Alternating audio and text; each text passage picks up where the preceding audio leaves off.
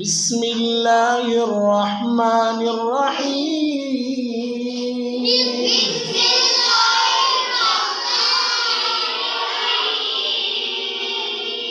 قل أعوذ برب الناس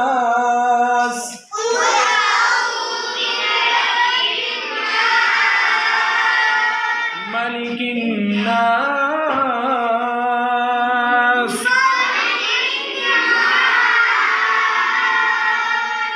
إله الناس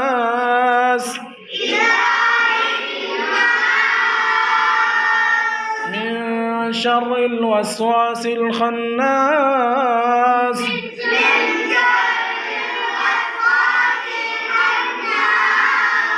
الذي يوسوس في صدور الناس